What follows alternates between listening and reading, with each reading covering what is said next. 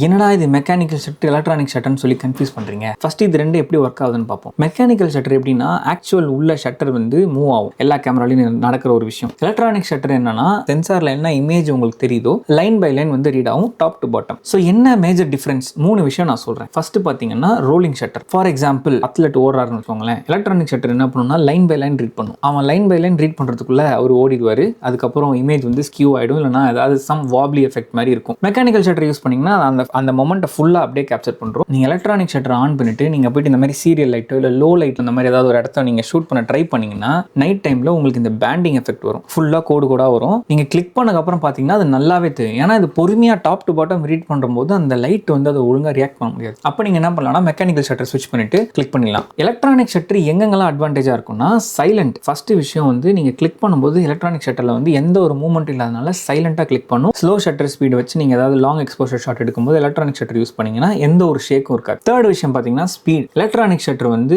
1/32,000 ஸ்பீடில் வச்சா கூட நீங்கள் வேகமாக கிளிக் பண்ணலாம். ஆனால் மெக்கானிக்கல் ஷட்டர் வந்து அவ்வளோ ஸ்பீட் பண்ண முடியாது. மேக்ஸிமமாக இதில் வந்து 1/4000 செகண்ட் இந்த அளவுக்கு நீங்கள் மேக்ஸிமம் ஸ்பீட் எடுத்துக்கலாம். எலக்ட்ரானிக் ஷட்டர் வந்து ரொம்ப ஸ்பீடாக இருக்கும். அண்ட் ஆல்சோ நீங்கள் ஹையர் ஃப்ரேம் ரேட் நீங்கள் வந்து வேகமாக கிளிக் பண்ணணும், பஸ் ஷாட் கிளிக் பண்ணணும்னா எலக்ட்ரானிக் ஷட்டர் யூஸ் பண்ணுங்க. இது ஒன்றும் புது விஷயம் கிடையாது. ஆல்சோ இதை வந்து உங்கள் ஃப்ரெண்ட்ஸ் யாராவது மிரர்லெஸ் கேமரா யூஸ் பண்ணாங்கன்னா அனுப்புங்க. இன்ஃபர்மேட்டிவாக இருந்தால் கமெண்ட்டில் சொல்லுங்கள்.